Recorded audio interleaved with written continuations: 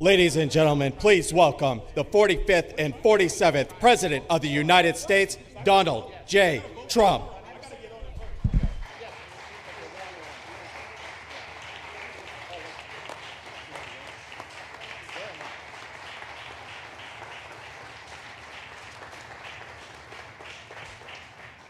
Thank you very much. You've done a fantastic job. Even the microphone works well. That's good. Wow. Well, I'd like to just thank everybody for the incredible job they've done. I love the state. As you know, Ron and I have had a really great relationship for a long time. We had a little off period for a couple of days, but it didn't last long. It didn't last long, and a lot of respect for each other. And it's a great honor to be deep in Florida, the Florida Everglades, to open America's newest migrant detention center. It's incredibly built, and you're seeing that yourself. That's why I said, let the press join us on our walk so they can see what's happening. It's known as Alligator Alcatraz, which is very appropriate because I looked outside and that's not a place I want to go hiking anytime soon. But very soon, this facility will house some of the most menacing migrants, some of the most vicious people on the planet. We're surrounded by miles of treacherous swampland, and the only way out is really deportation. And a lot of these people are self-deporting back to their country where they came from. Quite a few. We're amazed at actually the number. We took the FEMA money that Joe Biden allocated to pay for the free luxury hotel rooms, where he's paying hundreds of millions of dollars in New York City, and we used it to build this project, and Narana was just a little fraction of that money. The money they spent on that project, I happen to know the real estate developer. He's a he never really made that much, but he became very wealthy. With luxury, he didn't do well. With people that are not exactly luxury, he's made a fortune. I want to thank Florida Governor Ron DeSantis and Secretary of Homeland Security Kristi Noem, and Florida Attorney General James Uthmeier. Where is James? Where is he? You do a very good job. I hear good things. I hear good things about you from Ron too. No, you really do. He's even a good-looking guy. That guy's got a future, huh? Good job, James. I hear you did really, really fantastic. Worked hard. You're like in the construction business for a few days, right? Huh? Congratulations. For all the hard work and to make this facility possible. It's amazing. Thanks as well to Florida Agricultural Commissioner Wilton Simpson. Where is Wilton? Where are you, Will? Hi, Wilton. Been a long time. Thank you. Congressman Byron Donalds. Where's Byron? Hi, Byron. How are you? Good. Florida Speaker of the House, Daniel Perez. Daniel? Daniel, thank you, Daniel. Why, you didn't want to sit up here with us, Daniel? Executive Director of the Florida Division of Emergency Management, Kevin Guthrie. Hi, Kevin. Good job. Acting Director of ICE, Todd Lyons. Todd, great job. And Senator Joe Gruters. He is a great guy. Where is Joe? We love Joe. Thank you, very much. Thank you. Thank you, Joe. Joe is great. With the help of those incredible Border Patrol agents, we now have the lowest level of daily border crossings ever recorded. As you know, last month, the month of May, just got released 2 days ago, the number of illegal aliens into the United States was zero. Zero. Even I find that hard to believe. Somebody must have gotten in, I think. I don't know, but they say zero. And the people that count them are radical left Democrats. So when a radical left Democrat tells me it's zero, I believe him. But there's still much work to do. In the 4 years before I took office, Joe Biden allowed 21 million people, that's a minimum, I think it was much higher than that, illegal aliens to invade our country. He invaded our country just like a military would invade. It's tougher because they don't wear uniforms. You don't know who they are. More than the populations of New York City, Los Angeles, Chicago, Houston, Phoenix, and Philadelphia combined. That's what came into our country from prisons, from mental institutions, from street gangs, drug dealers. It's disgusting. This enormous country-destroying invasion has swamped communities nationwide with massive crime, crippling costs, and burdens far beyond what any nation could withstand. No nation could withstand what we did. And we're in the process of doing it, but we have some great people doing it now, and you see them up here with me. But it's, I'd call it like an unforced era. It's sort of like men and women sports. It's sort of like transgender for everybody. How could they have done this to our country? And we're never going to forget it. Last year, 15% of all the hotel rooms in New York City were used to house illegal aliens at costs that they never got for luxury. They never got this much for luxury people coming in from the wealthiest places on earth. They made more money with the illegal immigrants, with many rooms costing more than $300 a night, 6 times the rent of a typical American family. In Denver, Colorado, the city was forced to cut $10 million from its police and fire department budget as part of a $90 million plan to house illegal aliens.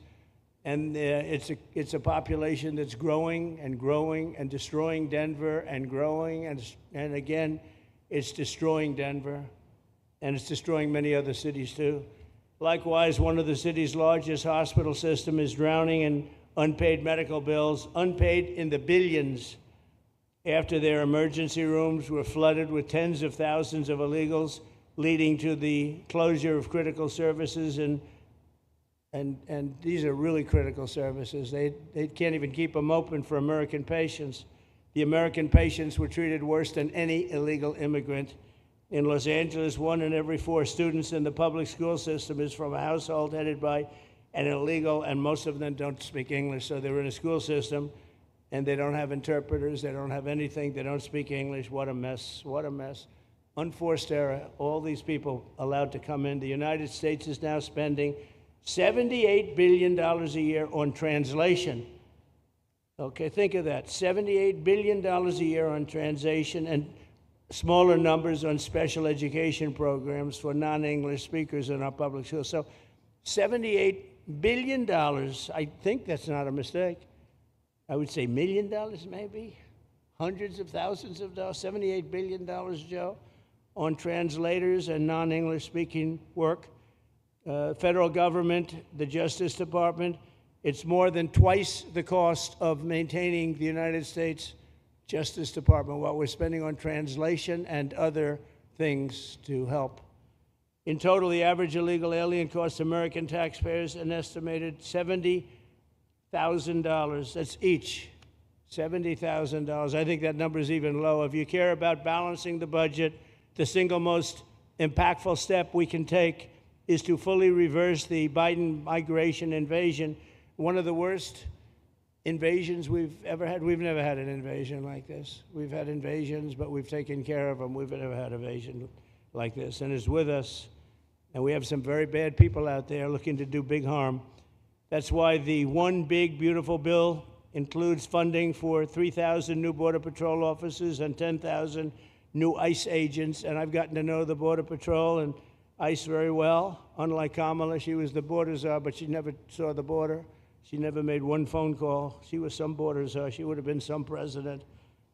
Probably would have been slightly better than Biden, though. I had to run against both of them, you know? The one guy, it's like a fighter. You knock out the one guy who's doing badly, then they put somebody else in, but fortunately she was a stiff also. Otherwise, I would have been very angry. I would have been extremely angry. The heroes of ICE will also help round up and remove members of the savage drug cartels which are coming back into our country. And we got them out. Now some of them came back in. We just got them out again, and that's going to be a vicious cycle. But these are foreign gangs. They're horrendous people, killers, that have infiltrated our territory, including 8 which we have designated as foreign terrorist organizations, which gives us a lot more power for speed and getting them out much easier. And we had a great court victory, as you know, on Friday that allows us to do what we have to do from the Supreme Court of the United States. In 5 months, my administration has already arrested over 2,700 members of the murderous Venezuelan gang known as Tren de Aragua, including a pack of these sadistic animals arrested last month with over 280 guns, and these are guns of the latest caliber. These are guns that were made over the last period of less than a year, getting brand new guns. the latest and the greatest. Every day, our brave law enforcement officers are hunting down and deporting migrant criminals who have committed heinous crimes, including more than 13,000 murderers. 11,888 to be exact, but I'd probably say the 13,000 is right also. Think of it, 11,888, and more than half of them, they committed more than one murder. So, Ron, many of them are out of here already, but it's still it's a hell of a number to be confronted with. Just this year, ICE agents in Miami have apprehended illegals with arrests for murder, kidnapping, rape, child sexual abuse, and arson, people of the worst order. We're getting these monsters out of the United States, out of Florida, out of all the places that they're in. And on January 20th, I signed an executive order empowering governors and state police to be deputized to enforce federal immigration laws. And Ron's already taken advantage of it. It's a tremendous advantage for the states. Most of them are doing it. Actually, the blue states tend not to do it. Even a couple of them have, though. And I want to express my tremendous thanks to the state of Florida for embracing this opportunity and being a true partner. They've worked so well with the federal government. It's been just a beautiful, beautiful partnership. So, Ron, I'd like to thank you personally. You are my friend, and you'll always be my friend. And we may have some skirmishes even in the future. I doubt it, but we'll always come back because we just we have blood that seems to match pretty well. We have a relationship that's been a very strong one for a long period of time, and I appreciate it, very much appreciate it. And also, Secretary Noem, I'd like to have you say a few words. You have been unbelievable, the job you've done. You and our favorite person, Tom Homan, have done, and your whole staff, because it's a lot of people, and Tom acknowledges it all the time. He respects you so much. He respects the staff that you both built. And you're really doing one of the great jobs. And it was great that you could work with Ron in Florida so well. Built such a great facility. So please say a few words. Thank you very much. I don't know if this will work. Well, thank you, Mr. President. First of all, I want to thank you for putting the safety and the security of the American people first, and the way that you never lose focus on making sure that America stays our priority and that the families that live here get the chance to grow up and to raise their children in communities that are safe and that give them an opportunity to pursue the American dream. This facility here is a fantastic representation of what can happen when all of government works together and when it's accountable to the taxpayers and to the citizens that live here. The president signed an executive order that allowed us to build partnerships with states and with local law enforcement officers, which is exactly how things should function in this country. More power, more authority given to people locally so that they can take control of their own destiny. And so we have already been working under the 287G program to deputize law enforcement officers, whether they be state highway patrol, local sheriff's departments in all of our states, and allow them to go out with our ICE officers, our border patrol officers, and make sure that we're getting the worst of the worst off of the streets. We also recognize that as we've been doing that and returning people back to their home countries, that we need detention facilities. We need beds to put them in place so that they can have their due process before they return home. And this facility is exactly what I want every single governor in this country to consider doing with us. What happened to start this conversation was that a young man named Jimmy Percival in my office, my general counsel, who came from Florida and used to work here, called up the Attorney General and the governor and said, hey, what do you think about partnering with us on a detention facility that we could put in place that would allow us to bring individuals there. There's an airstrip close by. You guys volunteered the assets that you have and the connections that you have and worked with Kevin extensively so that we could come here, have their due process given, and return them home to their countries. And in 8 days, this facility has been stood up. And I want everybody to recognize that detention facilities that ICE adheres to is a higher standard than is required at state levels, at local Department of Corrections facilities, sheriff's offices. This is a state-of-the-art facility, air-conditioned, isolated though for security purposes, which is very helpful. And I appreciate so many people being willing to work together to make a project like this happen. Right here on this location, we'll have about 3,000 beds. Other location will have another 2,000 beds that will allow us to bring individuals across the country that we are bringing in and incarcerating for violating our laws, and immediately get them out of the country as soon as we possibly can. It's exactly what we need to be perpetuating in other states. And what I would say is, I want all of you to notice these flyers that we've got, is that everybody who sees these flyers or anybody who sees these news clips should know you can still go home on your own. You can self-deport. If you go on the CBP Home app and go home now, you will get the chance to come back to the United States legally. You will get the chance to come back and do it the right way. If you don't, you may end up here. And you may end up here and being processed, deported out of this country, and never get the chance to come back. That is the consequences of breaking the law in the United States of America. Listen, our job is to uphold the law. This is a country of laws. We have a border now, and because we have a president that cares and recognizes that we need to be a nation of borders and a nation that upholds the law. If you break the law, there's consequences. We will deport you, and you will never get to be a United States citizen. You'll never even get to come back here and work and to pursue the American dream. But if you decide you want to go home now, go home, and we'll help facilitate it. We'll buy your plane ticket. We'll get you there. In fact, I just got back from Panama, Costa Rica, Guatemala, Honduras. Those countries are excited to get their citizens home. They're setting up programs to loan them money to buy houses when they get there, help them with food assistance, get their children educated, scholarships.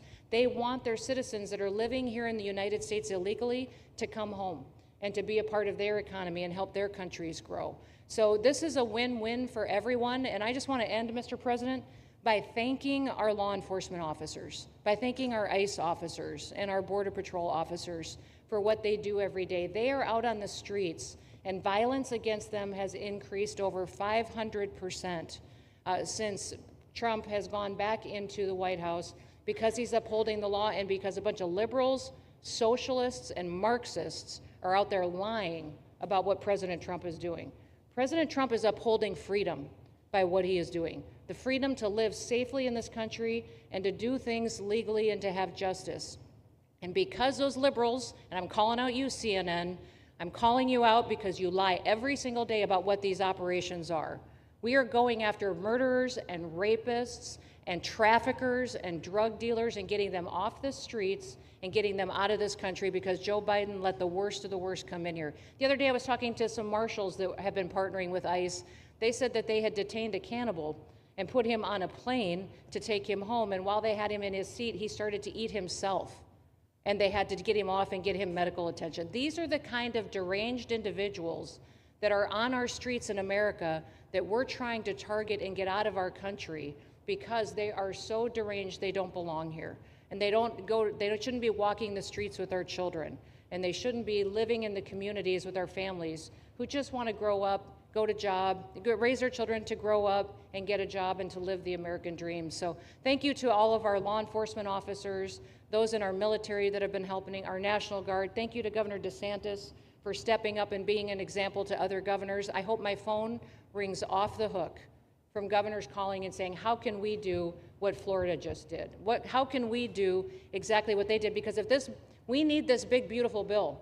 We absolutely have to have this big, beautiful bill that has the funding so that we can continue this operation and we can get those bad criminals off of our streets and have the officers to do it so that when they go out on an operation, somebody's got their back.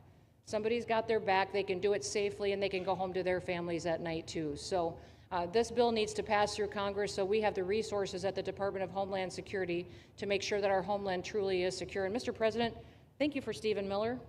I just want to thank you for him. This guy calls me night and day and tells me all of his wise advice and wisdom, but he's a rock star because he loves this country and he's passionate about making sure that nobody is prioritized over an American citizen. We love everybody. We do.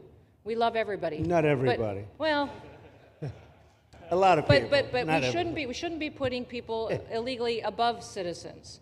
We should be making sure that we do things right, and that's what America has always stood for, and we're an example to the rest of the world because we do it right. So, Mr. President, you surround yourself with great people, and I think that's because everybody wants to work for the greatest president that the United States has ever had, and that's President Donald J. Trump. Thank you very much, Chrissy. That's Thank so you for nice. your... Thank you. Thank you very much. And I have to say that, when Christie's name was put before me by Tom Homan, by the way, because I wanted him for the border, and somehow I thought that was going to be good in that sort. But he didn't want the upper job, and I said, "Who do you recommend?" Christie Noem. I said, "Oh, are you kidding? She's great, but she's such a fine, elegant person." He said, "Sir, she's tough as hell." I said, "Are you sure? You are tough as hell, I tell you, and you do it in a very nice way, but you are, if you ever saw her ride a horse, she rides a horse like she should be in the rodeo. She's like an unbelievable horse person, and you've done a fantastic job, and Steve Miller would even agree to that, and he likes nobody, by the way. I don't think he likes anybody. And another one we like is Ron. And Ron, would you say a few words, please? Sure. Well, thank you, Mr. President. Welcome back to Florida. And I think this is the first time you've been back since the events of a couple weeks. So just let me say, as somebody that was serving on active duty in Iraq back in the day, we witnessed the number of our troops that were killed or wounded by the Iranians. We know that they're a militant Islamic regime that was hell-bent on getting nuclear weapons, and under Joe Biden, they were about to get nuclear weapons. And because of your strong actions, those dreams and those ambitions have been reduced to rubble. And I thank you. I know a lot of veterans thank you, and people in Florida really thank you for stepping up and really making a strong, tough, but strong decision. I think we're much safer as a result of that. Now, on the immigration, I think President Trump's election represented the chance for us to finally solve this illegal immigration and border problem once and for all. I knew he was going to do the border, although he did it very quickly and very thoroughly. I think that no one can say that that's been anything but a spectacular success. But then we have the issue of Biden let in how many millions of people? And you had millions that had been in over decades previous to that. You can't have a country if you don't have respect for the rule of law. You can't have a country if foreigners get to decide who comes in. No, we, the American people, make that decision, who's allowed or not allowed to come into our country. We've seen Europe be overrun by open borders, so we're not going to let that happen here. So when President got elected, I knew that the states had an important role to play in facilitating this really, really historic mission. We're the only state in America, Florida, that requires full cooperation with ICE from all state and local law enforcement entities. And what is the net result of that? We have these agreements for these 287G task force with sheriff's departments, police departments, state agencies, and it's really instrumental in rounding up a lot of really bad people who shouldn't be here. If you look at the number of those full-blown 287G agreements that have been executed around the country, the state of Florida counts for 60% of those. If you look at the number of immigration arrests of illegal aliens on any given day, the arrests happening in Florida constitute between 15 and 20%. Nationwide. So we're all in on this because we understand how important it is to our citizens. It crowds schools, it crowds medical, it crowds housing. Yes, you have illegal alien crime as well, and people want the problem solved. And the only way we're going to solve it is if states like Florida step up and help the president, help Secretary Noem get the job done. Now, this facility here was really in response to us working with DHS and ICE from the time the president got sworn in. And the number one thing they kept coming back to was, Biden decimated the agency. I mean, let's just be clear. You could have illegals in Florida. Biden would just release them. Even when they had notices or they had orders to be removed, Biden wouldn't send them back. So their interior enforcement collapsed under Biden.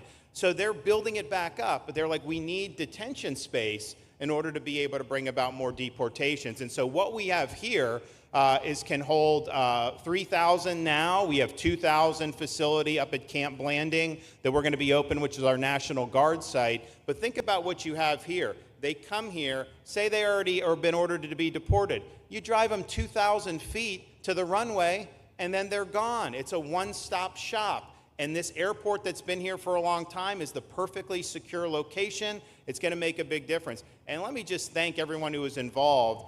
We got the call from DHS a little bit more than a week ago, and here we are 8 days later with this facility open, and as soon as Air Force One departs, it'll be swept, and it'll be open for business to be able to do. But our goal here is to process them and be able to effectuate their return to their home country. This is the opposite of what they were doing in New York by just putting them up in a hotel and then just letting them stay there indefinitely. No, we want to be able to send back. And when you walk into the processing, the President and I, Secretary Noem, Kevin Guthrie, walk through that initial intake, the first thing you see is information on how to go home on your own. Why would you want to come through Alligator Alcatraz if you can just go home on your own? I think a lot of people are going to make that decision. So you're going to have a lot of deportations that are going to be done by the administration, but I think you're going to have a lot of voluntary as well. So this is a force multiplier for the President's efforts. I would just say and echo what Secretary Noem says. There is no reason why other states can't be doing it. And I know Louisiana, Texas, a couple of them, but we've got if only the red states did this, they would be able to expand their capacity by tens of thousands, maybe 50, 100,000 on a given day. That's how you really start to make a difference. And so we're proud to be able to partner with the Trump administration on that. Mr. President, thanks for coming down. I think you highlighting this is going to move the needle in a big way throughout the country, and I think it's going to help all of us achieve the really big results that I think our voters want to see. Thank you, Ron. Great job. Thank you. Thanks, Ron. Thank you, Mr. President, for the opportunity. My name is Kevin Guthrie. I'm the Executive Director of the Florida Division of Emergency Management. And I'd also like to thank President Trump and the Department of Homeland Security Secretary Noem for joining us here today and for their continued support. I want to thank first by thanking the man to my right, and that's Governor Ron DeSantis, whose bold leadership and swift action made this project possible. Make no mistake, this facility would not be standing here without the President, the Secretary, and the Governor's vision and determination to uphold the rule of law. Florida is and will always be a law and order state. Even before the President took office, the Governor made it clear that illegal immigration would not be tolerated in the state of Florida. When the President and the Secretary asked Florida to help, the Governor empowered our state and private partners to work collaboratively and deliver real results on a rapid timeline. The Florida Division of Emergency Management is best known for leading the nation in hurricane response and other natural disasters. We understand how to act fast without bureaucracy in the face of any emergency. Our teams built roads in 8 hours, bridges in 3 days, base camps in 72 hours, and full causeways in 2 weeks. Getting things done quickly, efficiently, and correctly is at the core of our mission. We simply just want to be the best at what we do in the nation. When the Governor called me, and we answered, and we were proud to bring our logistical expertise to the table. We know how to set up base camps for guardsmen, first responders, linemen, volunteers, and other aid sources, and distribute that in a matter of days before a storm. We're able to translate this knowledge to what we did here at Alligator Alcatraz. Florida has put the best teams together who check their individual logos and egos at the door to get this done. Not just for you, Governor, but Mr. President, for you as well. There are over 13 different vendors that came together to get this solved in 8 days. Truly a whole of private sector partnership to get that done. Behind you on these boards, in only 8 days, we have built a fully compliant detention facility with a detainee capacity of up to 3,000 people, with room for additional capacity if you asked us to do so. The detention facility includes over 158,000 square feet of housing and is a fully aluminum frame structure rated for winds of 110 miles an hour or a high-end Category 2 for those people that don't think that we're taking that into consideration. This is Florida, by the way. Power supply is fully redundant with backup generators in place. We've put a staff village here on site with a capacity of 1,000. Our services are hot meal 3 times a day, 24/7 medical facility, pharmacy, air conditioning, access to indoor and outdoor rec yards, legal and clergy support services, laundry. Our security element is over 200 security cameras throughout the facility, more than 28,000 feet of barbed wire, 400 plus security personnel to include 200 men and women, soldiers and airmen underneath Major General John Haas's command as the Adjutant General of Florida. And it's all surrounded, as you pointed out, Mr. President, by 10 miles of beautiful Florida Everglades. Contingencies, as with all state correctional facilities, we have a hurricane plan. We will not wait for a Cat 2. We will follow our normal evacuation procedures. as we do for any other facility statewide in our great state of Florida. We have on-site fire and EMS resources so that we do not we don't burden the locals with any type of response. All in all, sir, this has been a perfect state logistics exercise for this hurricane season. Everything we did here in the last 8 days, God forbid, if we have a hurricane, we're going to do it again. This was a dress rehearsal for us, and we are ready, willing, and able to support you, sir, the governor, secretary, and everything that you need us to do. Just a week ago, it was a taxiway and a runway, and now is a fully functioning facility. We are happy to support you, Mr. President, Governor, Secretary. Fantastic, Joe. Thank you.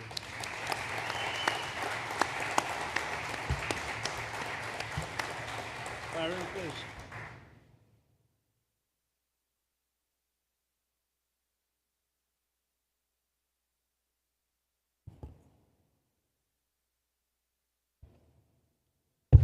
There we go. First of all, Mr. President, we all have to thank you for your leadership and for the mandate that the American people gave you to finally secure our borders and to deport criminal illegal aliens and longstanding illegal aliens out of the United States. That is a mandate given to you by the American people. I know Secretary Noem, Stephen Miller, Governor DeSantis, myself, on behalf of the other members of Congress in the Senate, and of course here in Florida, we are behind you 100% in that mission. To the governor, I really appreciate you and commend you for your leadership on this, taking swift, decisive action to building this facility. One of the things that has occurred because of the work you did earlier this year with the legislature is that our sheriffs are out there every single day. They are arresting these criminal aliens in our streets, and they're seeing some backlog in their jails. So this facility primarily goes to address some of that backlog and then to help us fulfill the mission that the president has led us to. So Governor, thank you for your leadership and thank you for your decisive action on this. It really does mean a lot to all the people of Florida, of course the people of the 19th Congressional District. Secretary Noem, I mean, what can I say? The president's right, you're double tough. So we appreciate all your leadership. You and Tom Homan have been doing a great job. And I'm actually going back to DC after this because we have to vote on one big, beautiful bill in the House. We have to get that to the president's desk so we can get you the resources that you need to fulfill the mission that the American people have asked us to do. I totally agree with what Mr. Guthrie has said. This is a logistical marvel when something like this occurs. We've seen Florida Department of Emergency Management answer the bell time and time again. The governor has said we need to accomplish this, and DEM gets that job done. And we had a side conversation about, I know there were some concerns. People were like, well, what happens if a hurricane comes? What happens if this happens? And I looked at Kevin Guthrie and I said, you already have a plan, don't you? And he goes, of course we have a plan. You know that we do. This is what Florida does, Mr. President. And so I want to commend you for your leadership and your vision on this. Governor, thank you for all that you've done with your vision and determination. Secretary Noem, we're going to get the bill done so you get the resources you need. See you, sir. Thank you very much.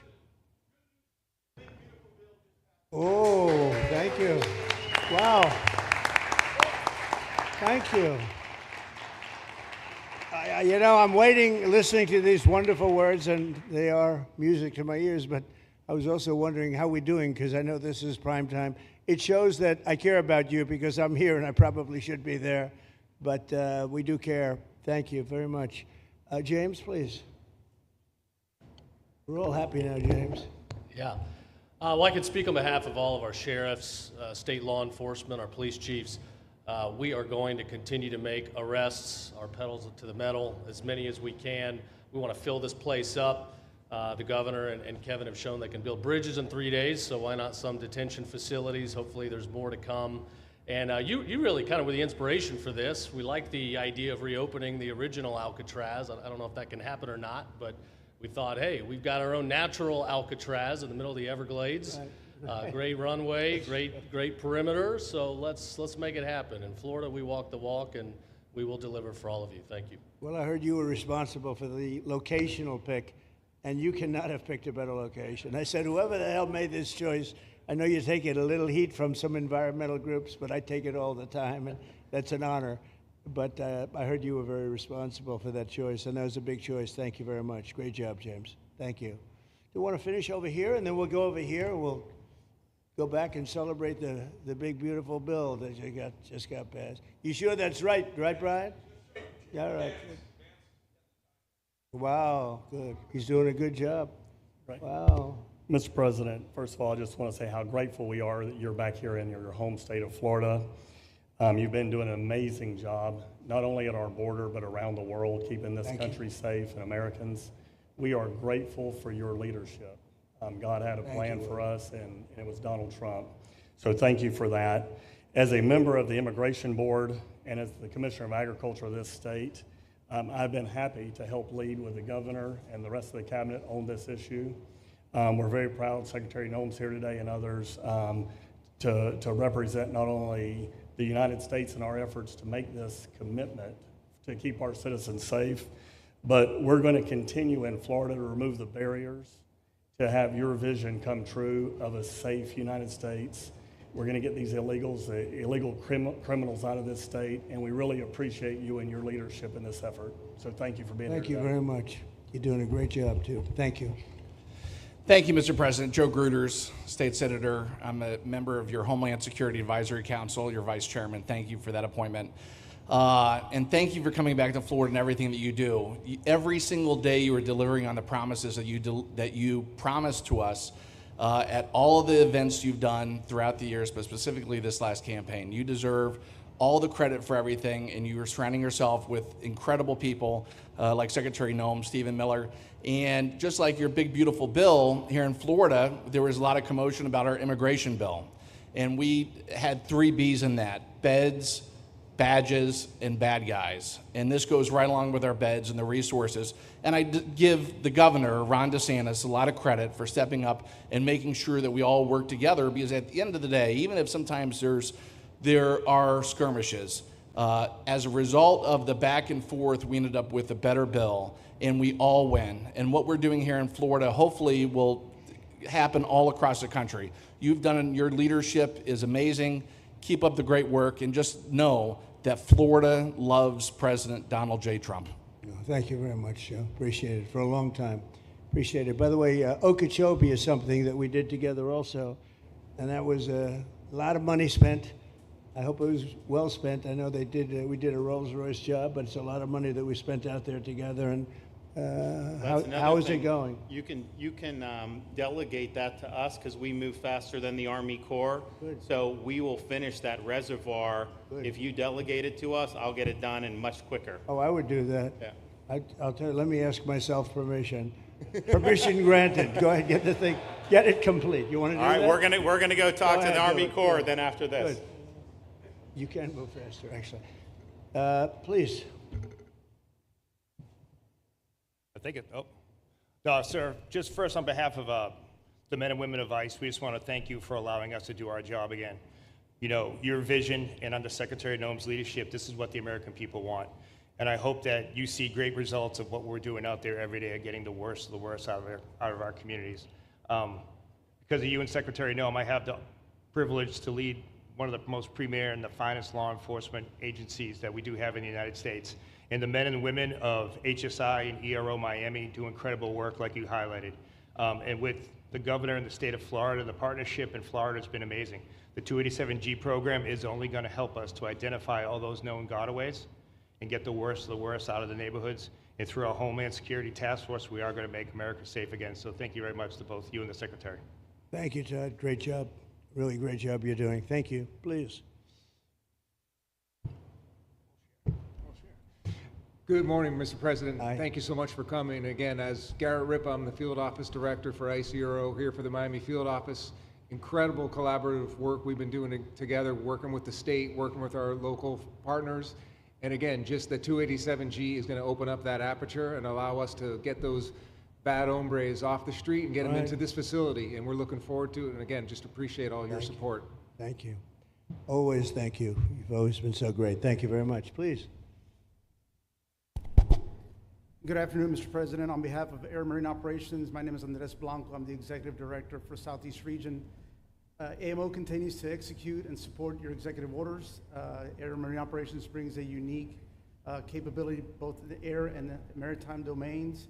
And in partnership with our Border Patrol, OFO officers, and ERO, We continue to conduct effective operations both interior, along the border, and along the maritime approaches. Thank you very much. Good job. Good afternoon, Mr. President. Jose Figueroa. I am the acting special agent in charge for Homeland Security investigations here in South Florida, and our office covers from Key West to Fort Pierce. Tremendous collaboration here with the state and our federal partners. HSI is conducting criminal investigations into TDA, MS-13s that are involved in human smuggling, sex trafficking of minors, and we will continue that effort with your support. Governor DeSantis, thank you very much for this facility. Looking forward to continue the great work. Thank you. Thank you very much. Steve, would you like to say something? Our star. Thank you, Mr. President. I just want to say on a personal note, getting to watch what you've done over the last 5 months to deliver on a 50-year hope and dream of the American people to secure the border. When President Trump came into office on January 20th, the United States had endured the largest wave of illegal immigration in human history. Not just American history, human history. And within just a few days, President Trump, through his strength, leadership, diplomacy, and vision, achieved the most secure border anyone in the world has ever seen. When we recently went overseas to the NATO summit, I had senior staff in foreign governments come up to me and ask me how he achieved the Trump miracle on his border and could that be replicated in their countries. For individuals who don't work in this space, to have 0 successful illegal entries in an entire month should be an impossible achievement. There's a 2,000-mile border with one of the poorest countries in the world, and you have open travel from 150 countries into Central America and South America. There are 2 billion people in the world that would economically benefit from illegally coming to the United States.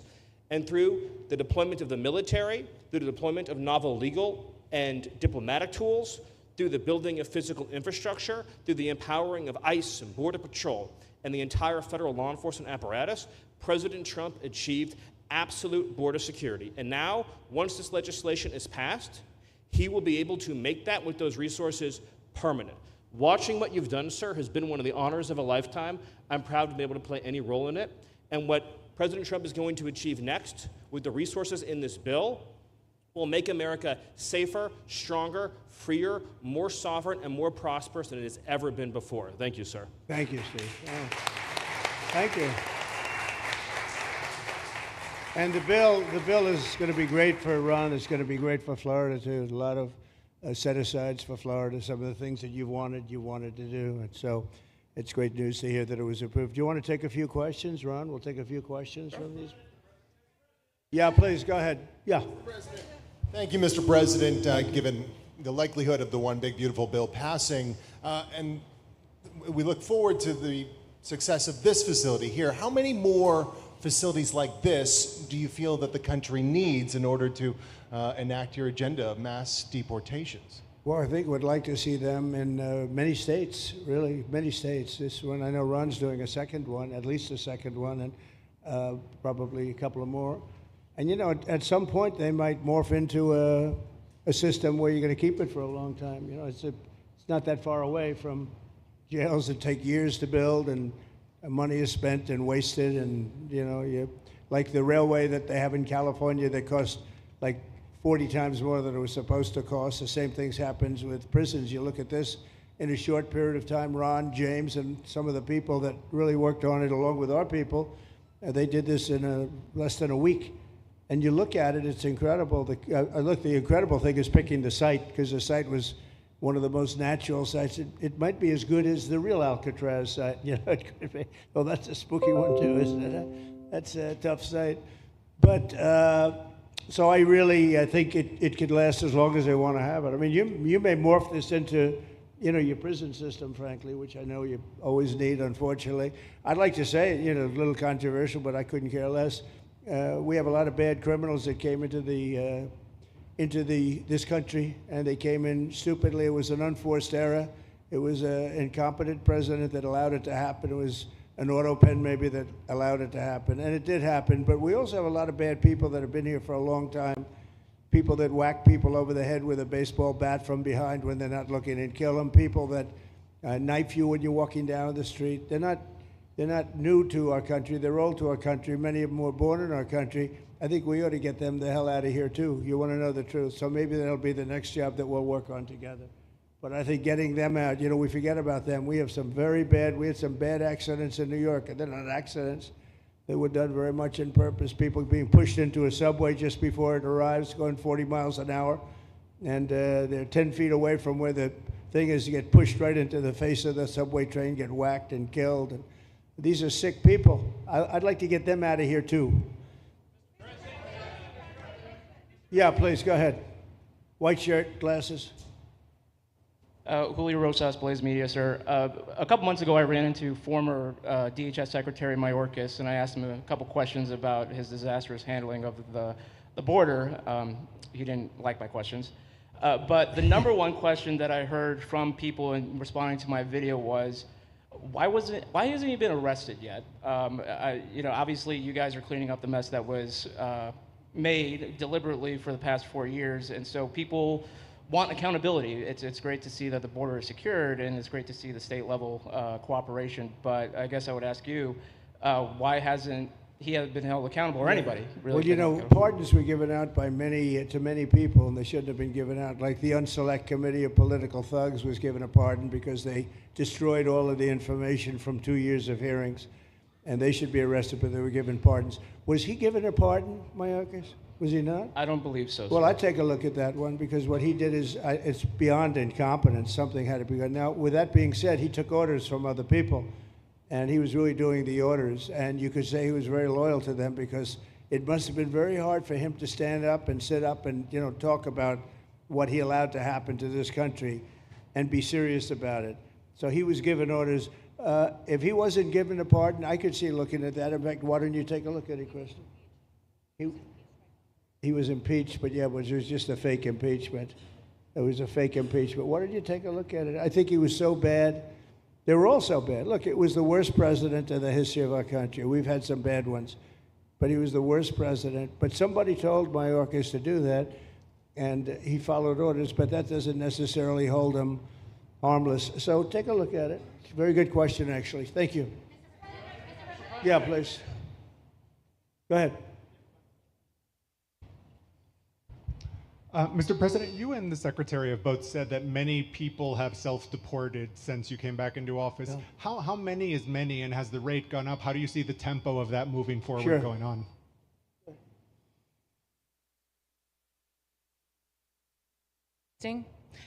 We have had several 100,000, but also we have many that have self-deported, not even using the CBP Home app. When I have gone to these other countries to negotiate security agreements and information sharing on criminals, who's coming and going into their countries, they report that hundreds of thousands have come home that weren't on our radar, that they are coming home on their own and self-deporting because they want the chance to be able to go back to America someday. So we believe it's over 1 million, possibly more than that. I'm asking all of those countries for their information on what they have of individuals that may have returned home, that they have taking advantage of their programs to help them become a part of their civilization again too. So we know it's over 1 million, but we have to, I'm getting more information, and that number will grow. If they don't leave, they never get the chance to come back. If we have to take them out, and we will, they'll go out, but they never get a chance to come back. The other way, we actually make it a little bit easier for them to come back. Okay? Thank you. Good question. Thank you. The bill is now passed in the Senate, but we are already hearing from some Republicans in the House who say they cannot get on board with the changes that were made to the bill in the Senate. What is your message to those holdouts? Well, I just heard that about the Senate, and the bill just passed, and it tells you there's something for everyone. I mean, it's a great bill. There is something for everyone, and I think it's going to go very nicely in the House. Actually, I think it will be easier in the House than it was in the Senate. And just to be clear, on the Medicaid cuts, you've promised not to cut Medicaid, said this is all just targeting waste, fraud, and abuse. Are you saying that the estimated 11.8 million people who could lose their health coverage, that is all waste, fraud, and abuse? No, I'm not saying that. I'm saying it's going to be a very much smaller number than that, and that number will be waste, fraud, and abuse. And if you look, they took a much more liberal stance on the Medicaid situation than they could have. They they had a tough stance and a weak stance. They took not a very strong stance on that to start off, and it's waste, fraud, and abuse, and everybody wants that covered. What number Thank you. is that? What analysis are you seeing? I'm not seeing a number, but I know it's much less than the number you gave. And we really were very, very cognizant of three things. Social Security, we're going to take care of it beautifully. Medicare and Medicaid. And we are going to save it, whereas the Democrats are going to, you won't have it. They will destroy Medicare and Medicaid, and they have to because their numbers don't work. So it's not going to happen. They're the ones that have destroyed Medicare. They have made it so bad already, they're going to make it a lot worse. But now we'll be in charge, so we're going to have no problem with Medicaid or Medicare or Social Security. Thank you. Yeah. Claire Gall with Wink News in Fort Myers. What is your direction to ICE when it comes to arresting farm workers here illegally, other workers in industries that are pretty critical to Florida's economy? Yeah. Well, we're very much cognizant of that. And as you know, I won the farmers by 92%, and I'm not going to be abandoning my farmers. We were strong on the borders, but we're also strong for the farmers and for others in the hotel industry, et cetera. You know, we have similar situations. And Christy and I, and we'll be working with Ron and a lot of the states. We're going to work something where the farmers can be responsible for some of the people that have, and they have people run for 10, 15 years that they know very well. We're going to put them responsible and we're going to issue a form of a card or document, and the farmer's going to be responsible for these people. They're not going to have citizenship, but they'll be working, they'll be paying taxes. We need to get our farmers the people they need, otherwise our farmers aren't going to be able to do their land. You know, it was tried once before, many, many years ago, where there was a very strong guy, and he got everybody out, and every farm, almost in the country, but every farm in California, every farm in Iowa, almost all the farms went bankrupt. They had nobody to work, and we don't want to have that situation. So we're going to work it. We're going to put our farmers and others in charge of the people that they have under them. They know the people, and I think it's going to work out really well. We're going to take care of our farmer, but we're going to get the criminals out, okay? Yeah, go ahead, please. Thank you. Mr. President, how do you respond to critics who fear that a 3,000-bed detention center and the waste that could produce will pollute the surrounding federal protected land, including land that both administrations have invested billions of dollars in restoring? Well, I was one of those that invested billions of dollars and hundreds of millions of dollars right here in the Meadowlands, but in the Everglades, and the Meadowlands too in New York. If you look at what we did up there, speaking of the Meadowlands, a lot of places like this, but this is a very unique one. One thing I'll say about this land, we'll be gone 1,000,000 years and this land is still going to be here. It's not going to be much different. You'll have the water moccasins, you'll have the alligators. You may not have people, but you're going to have all those animals. They're going to be around, and you got plenty of them out here. I think it was a brilliant choice, and I think almost anybody in his or her right mind would say this was a brilliant choice. I give the governor a lot of credit for using this piece of land. And in addition to that, it's on top of something that was already developed. It's an airport. You know, you have the runways, you have so it's already been developed. So it's not like you're dropping dirt right into the thing. There was zero movement of that. That was done many years ago because the airport's very old, but it was an abandoned railroad, an abandoned airport. And frankly, it's like perfect. And you can do expansion on this site substantially without doing anything. So the people, I heard them complaining about the Everglades. There's no, I don't think you've done anything to the Everglades. I think you're just enhancing it. This was already here. How long has the airport been here? Decades. Many decades, yeah. And they have, Kevin, all these guys, you know, have a waste plan, like the wastewater gets trucked out, potable water gets, literally, they have, even our DOT has put things up in case there's any seepage, which we don't. So you are literally doing this on concrete that's already here. So I don't think those are valid and even good faith criticisms, because it's not going to impact the Everglades at all. President's been a champion, we've been a champion, really changed the game in Florida on it. I think it's just people don't want to see illegal immigrants deported, and that's their ideology, and they have a right to that. But illegal immigration's unpopular, so they know that they're going to have less effect trying to do it. So they're going to try, oh, well, no, it's just about the Everglades. But really, I think a lot of those people, they just don't want to see illegals deported. Because if you actually hear, everyone's here, you obviously know there's zero land that's being disturbed. Well, you know, when we talk about popularity, though, I will say I ran on the issue of illegals, and we have to get them out. And I won 82% on that issue. So I think that they may not like certain aspects of it, but ultimately they do not want them in their country. And if this is a part of a use, but I think from an environmental standpoint, it's incredible. In fact, when we landed that very big, heavy plane today, they came out and checked it fairly. I think they want the president to be able to land on a piece of concrete that's not going to go 6 feet underground. And they checked it. They came back and they said, this thing is really solid. So it's been there a long time. It's going to be here a long time. And it was a great choice of a site. Thank you. Yes, please. Brian, go ahead. Yes, sir. The people of Syria were recently seen on the streets waving American flags, chanting Trump, Trump, Trump. They're so appreciative of the economic sanctions that was lifted on that country, giving them a little bit of hope for prosperity. You want to comment on that? Well, they're great people, and the man that is leading them has a reputation. He was the head of some pretty tough organizations, and a lot of people criticized me for that. I said, well, what are we going to do, take him out of a day school, a country day school? It's going to be, by nature, I would think, Ron, they'll be pretty tough, and he is pretty tough, but I think I met him, spent a lot of time with him, good guy. I took off the sanctions because if I didn't do that, they wouldn't have had a chance. And Syria has a chance. You know, the people are great. They work hard. They're very smart. It used to be a place of professionals, accountants and lawyers and doctors and high academic credentials in that part of the world. And I think it's going to work out great. I took off the sanctions, and they were very appreciative. They were shocked, but they were very appreciative. We're giving them a chance at survival. With the sanctions, it couldn't have worked. Thank you. Mr. President, your beloved New York City. Your beloved New York City may well be led by a communist soon, Zorhan Mandami, who in his nomination speech said he will defy ICE and will not allow ICE to arrest criminal aliens in New York City. Your message to communist Zorhan Mandami. Well, then we'll have to arrest him. Look, we don't need a communist in this country, but if we have one, I'm going to be watching over him very carefully on behalf of the nation. We send him money. We send him all the things that he needs to run a government. And by the way, they get about 3 times what you get, Ron. If you look at the per capita, Florida gets 1/3 of what New York gets in terms of the numbers. Why don't you give us those numbers?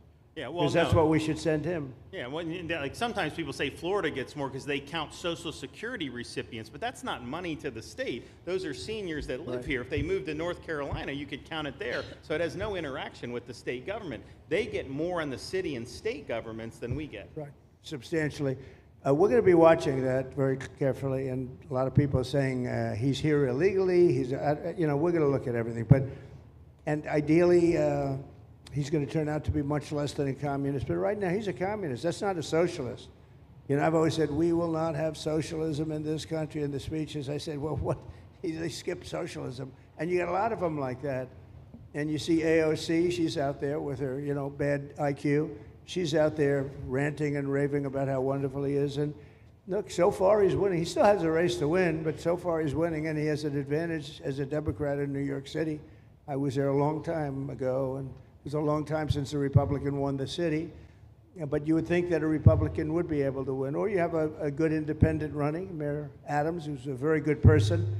I helped him out a little bit. He had a problem, and he was unfairly hurt over this question. He made a statement to the effect that this is terrible. New York City can't have all these immigrants come in, and like he was indicted the following day. And I said, that was a phony indictment, and it was a phony indictment. That was a Biden indictment. I said, don't feel bad. I got indicted 5 times every time you opened your mouth. That was a bad group. That was a very dangerous group, I will tell you. These were not nice people. That was the only thing they could do. They had no policy. They had no skill. They had no anything. But they were very good at that. They were vicious, vicious, horrible people. Thank you very much. Yeah, please, go ahead.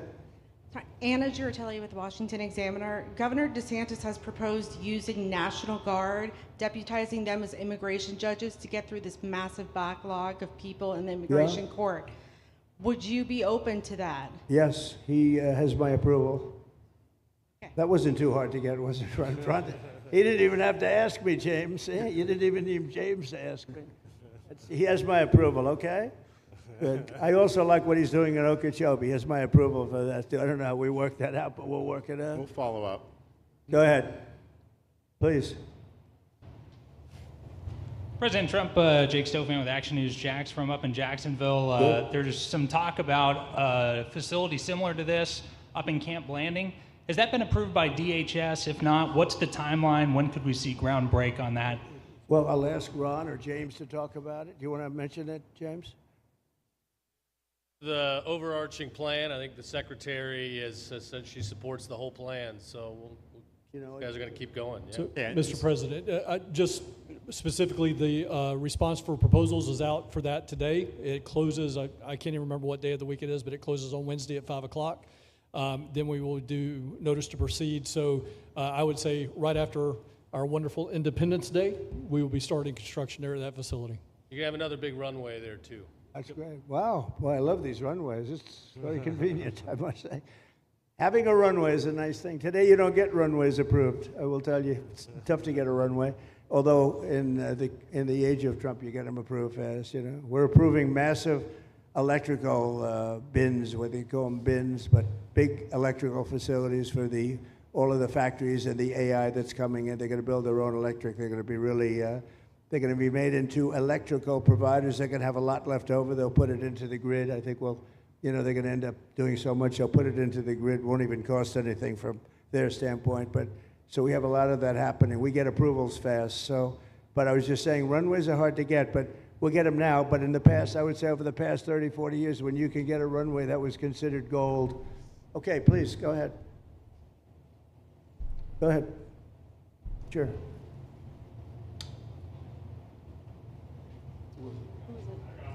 Okay, go ahead. Yes. President Trump, Laverne McGee, News 6 Orlando. You have fulfilled several campaign promises along with the help of Governor Ron DeSantis.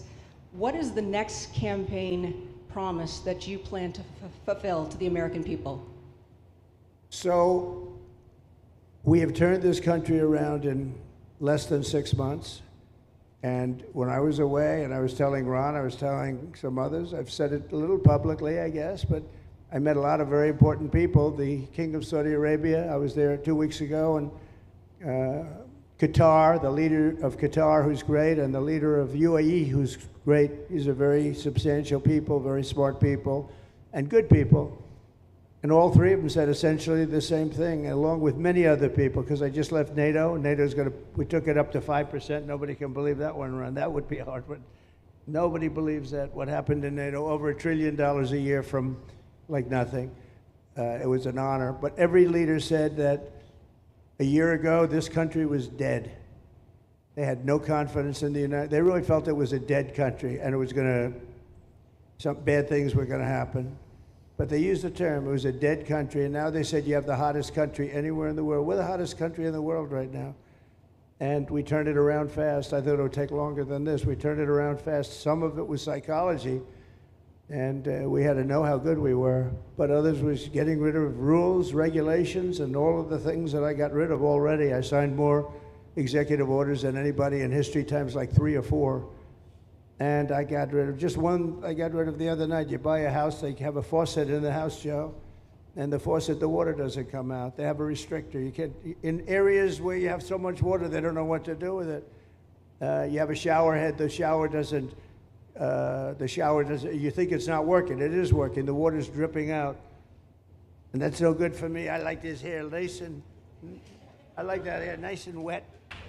Takes you have to stand in the shower for 20 minutes before you get the soap out of your hair. And I put a thing in, and it sounds funny, but it's really not. It's horrible. And when you wash your hands, you turn on the faucet, no water comes out. You're washing, the water barely comes out. This was done by crazy people. And I wrote it all off and got it approved in Congress so that they can't just change it, because I did it in my first term. Everyone was so happy. And then one of the first things that Biden did when he came back is he put the restriction on showers, toilets, and sinks.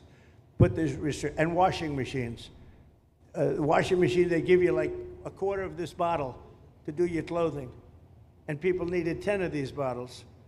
And the people came to me from Whirlpool, and they said, we can't make a machine that's competitive. We can't make a machine anymore. It doesn't work. Why? They don't let us use water. Do you have any problems with water? No, we have so much we don't know what to do with it. You know, it comes down from heaven, right? And I approved all of that, the washing machines, the whole thing. The dishwashers, that was the other one. They give you like this much water right up to there to do your dishes. So people, you know what they do? They keep pressing the button. So they end up doing the dishes 10 times. They end up using more water than you would have used if you did it right in the first place. So all of that stuff has been written off. It sounds crazy. It's little things. The straw, I let you go back to a plastic straw. I was tired of having straws melt in my mouth, you know? It wasn't working. The paper wasn't working too well. So these are little things that I did. Then we have the big things. We have the biggest things, and that has to do with some of the subjects we're talking now. I think the things we're talking about now are the biggest, because if you don't have borders in this country, borders and good elections, and we're working on that next. There's some bills coming in that's going to make sure that you're a citizen, that people aren't counted in the voting when, you know, they were here and they're here as illegals and they're criminals in many cases, and they give them a count, and you end up with extra congressmen. We're going to work on that. We're going to straighten that out next. That's going to be easy compared to what we were doing. But we did the big things too. But little things like that, a straw, little things like a washing machine with no water. People go out, they spend all their money on a washing machine. The damn thing doesn't work. You can't use the water. Then you go to your sink and that doesn't work either. You're stuck. You know what you do? You have dirty plates the next day. That's it. And we solved so many common sense problems. And they weren't easy. You know, there are people that really believe in this stuff.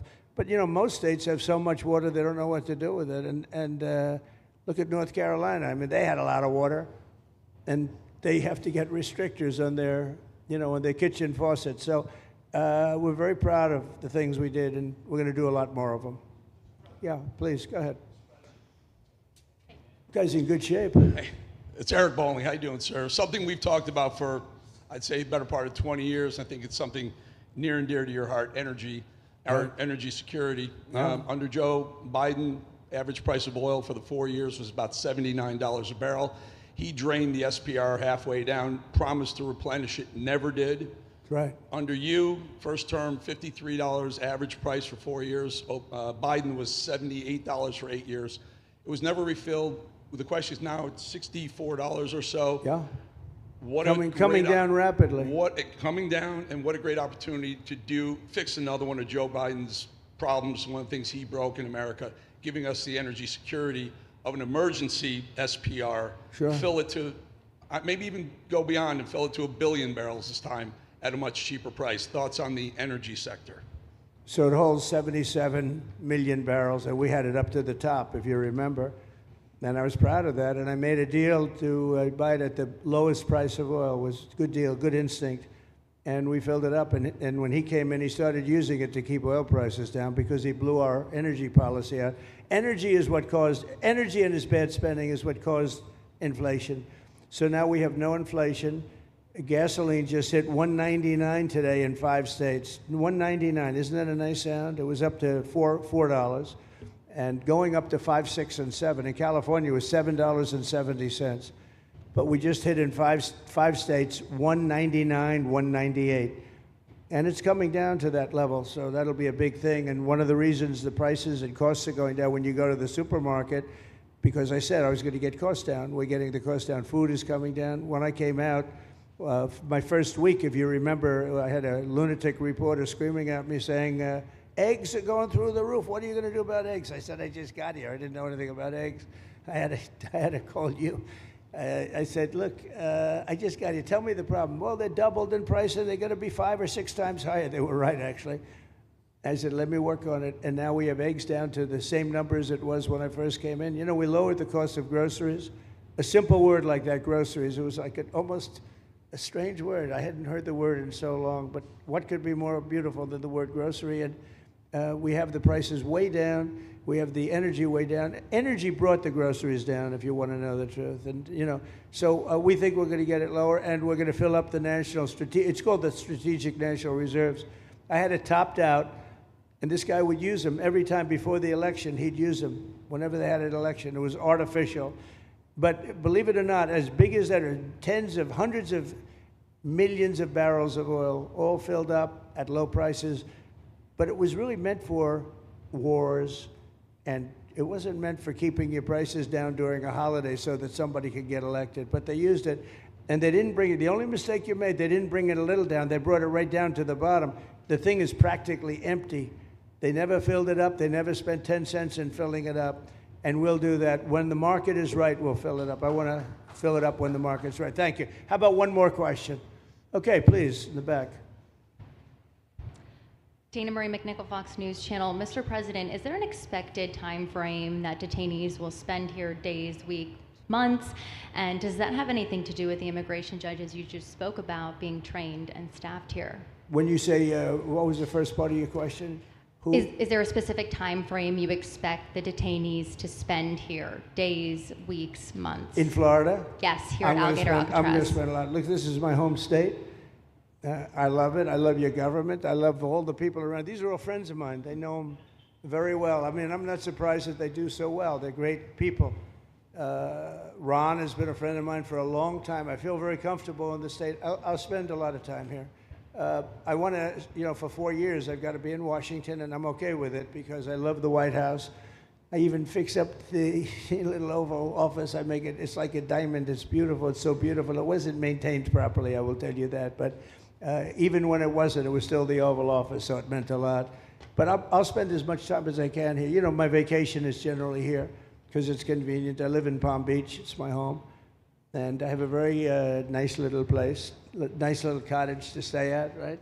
But we have a lot of fun, and I'm a big contributor to Florida, pay a lot of tax. And a lot of people move from New York, and I don't know what New York is going to do. A lot of people moved to Florida from New York, and it was for a lot of reasons, but one of them was taxes. The taxes are so high in New York, they're leaving.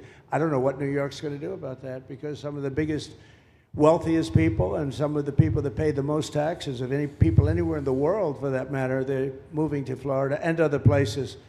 So we're going to have to help some of these states out, I think. But thank you very much. I'll be here as much as I can. Very nice question. With that, I'd like to just end by saying I want to thank Ron and James and all of the people that have done such a great job, all of your staff.